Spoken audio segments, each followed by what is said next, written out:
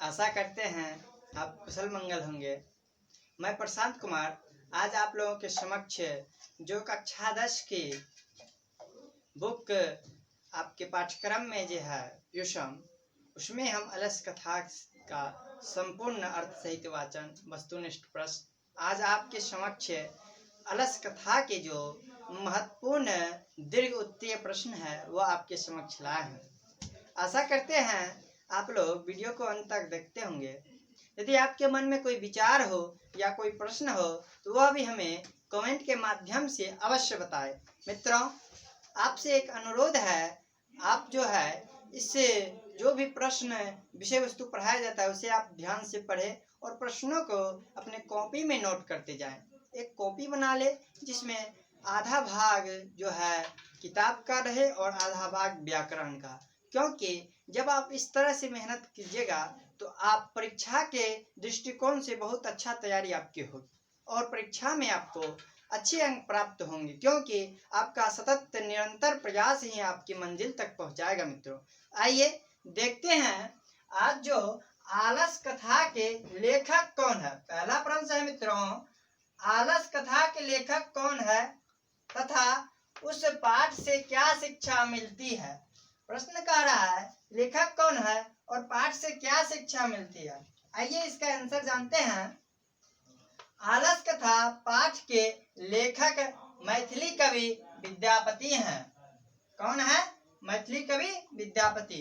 इस कथा के माध्यम से यह शिक्षा मिलती है कि आलसियों का पालन पोषण दयावान लोगों के बिना संभव नहीं है।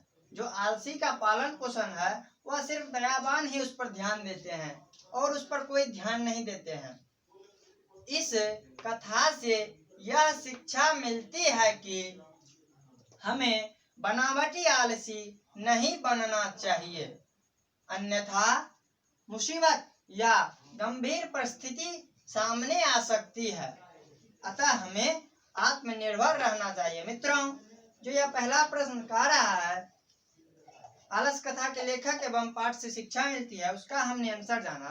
हमें आलस को त्याग देना चाहिए, क्योंकि आलसी जो है सबसे बड़ा शत्रु है।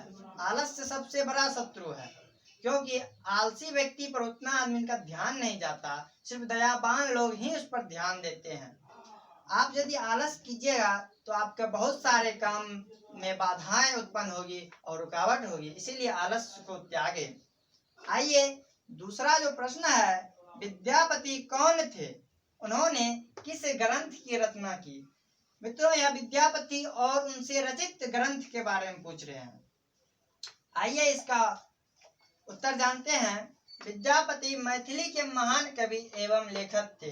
जो लोकप्रिय मैथिली कवि थे वह कौन थे? विद्यापति। एवं लेखक, यह मैथिली के भी लेखक हैं, संस्कृत के भी लेखक हैं।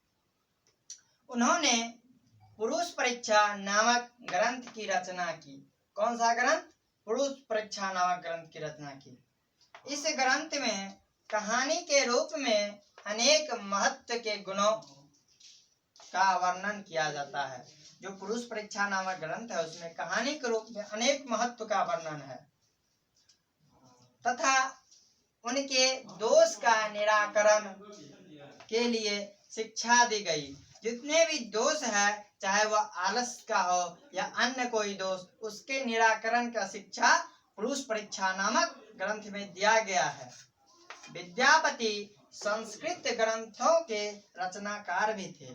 विद्यापति जो थे सिर्फ मैथिली ही ग्रंथों के रचनाकार नहीं है, यह संस्कृत के भी ग्रंथों के रचनाकार है। बहुत ही विद्वत्ता का गुण है विद्यापति में।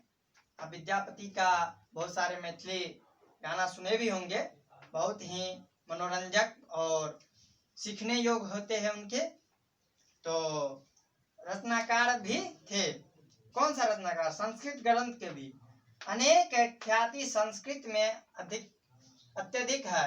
उनकी जो ख्याति है वह संस्कृत में भी अत्यधिक है। मित्रों, आज हम आपके समक्ष यह दो प्रश्न को लाए हैं। आइए इससे आगे और महत्वपूर्ण प्रश्न को जानते हैं। आइए मित्रों देखते हैं तीसरा प्रश्न। क्वेश्चन कह रहा है अलससाला में आग लगने पर क्या हुआ। जो अलससाला है उसमें आग लगने पर क्या हुआ, तो आइए जानते हैं। अलससाला में आग लगने पर आग को देखकर, जब आग लगा तो उसे देखकर सभी धूर्त लोग भाग गए। जो अलससाला में धूर्त लोग आए थे बनावटी आलसी बनकर, वह सभी भाग गए। इसके बाद कुछ आलसी भी भाग गए। जो कुछ आलसी भी था वह भी भाग गया। आग स्वाभाविक रूप से है, आग को देखेगा तो भय तो होना ही है, तो भाग गए। 4 आलसी बच गए। कितने आलसी बच गए? 4 आलसी। कहाँ? अलससाला में। तथा आपस में बातचीत करने लगे।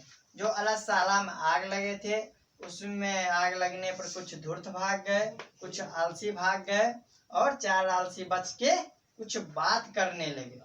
आइए चौथा जो प्रश्न है, अलससाला कथा का सारांश लिखे। जो अलससाला कथा है, अलस कथा, उसका सारांश कह रहा है लिखने। मित्रों सारांश बहुत बड़ा होता है, उसमें हम संक्षिप्त रूप में लाए हैं आपके समक्ष, क्योंकि परीक्षा में यह 2 से 3 नंबर ही पूछा जाता है एक क्वेश्चन, इसी कारण इस पर विशेष ध्यान दें। आइए इसके उत्तर जानते हैं। अलस कथा के लेखक विद्यापति हैं। अलस कथा पुरुष परीक्षा नामक ग्रंथ का अंश है। लेखक है विद्यापति और अंश है पुरुष परीक्षा नामक ग्रंथ। वीरेश्वर नाम का मंत्री, जो एक वीरेश्वर नाम का मंत्री था, वह गरीब को, असहाय को भोजन वस्त्र आदि दिया करते थे और कुछ आलसी को भी दे देते थे। गरीब और असहाय को भी दे देते थे और कुछ आलसी को भी दे देते थे। धूर्त आलसी भी भोजन वस्त्र लेना शुरू कर दिया। जब आलसियों को देखा तो धूर्त आलसी जो था, बनावटी आलसी, वह भी अपने को आलसी बनाकर भोजन ग्रहण करने लगे, वस्त्र ग्रहण करने लगे। तब राजपुरुषों ने द्रव्य खर्च पर, जब देखा राजपुरुषों ने द्रव्य जो है खाद्य पदार्थ, खाने की सामग्री, वस्त्र आदि खर्च होने लगा, पर ध्यान देकर आलसियों का परीक्षा लिया। जब देख लिया बहुत सारे द्रव्य खर्च हो रहे हैं, तब ध्यान दिया जो बनावटी आलसी जो ले रहे हैं उसका क्यों ना परीक्षा लिया जाए। तब उन्होंने क्या किया? अलससाला में आग लगा दी। राजपुरुष ने अलससाला में आग लगा दिया। सभी धूर्त और कुछ आलसी भी भाग गए। जो सभी धूर्त थे और कुछ आलसी थे वह भी भाग गए और 4 घर में बच गए। जो अलससाला घर में था उसमें 4 रह गया था और चारों में परस्पर आपस में बातचीत करने लगे। उन चारों को राजपुरुषों द्वारा केस पकड़कर बाहर निकाला गया और वस्त्र भोजन आदि दिए। जो 4 मुख्य आलसी थे। नीतिकार आलस्य को शत्रु के समान मानते हैं। जो मनुष्य के शरीर में आलस्य है वह शत्रु के समान है, क्योंकि आलस्य व्यक्ति को कोई काम निष्ठापूर्वक करने नहीं देता है। तो अतः हमें आलस्य को त्याग देना चाहिए, क्योंकि आलसियों का पालन पोषण संभव नहीं है। जो आलसी व्यक्ति होते हैं वह कोई काम नहीं करेंगे, काम नहीं करेंगे तो खाएंगे क्या मित्रों। तो आज हम आपके समक्ष जो महत्वपूर्ण अलस कथा का प्रश्न उत्तर है वह लेके आए।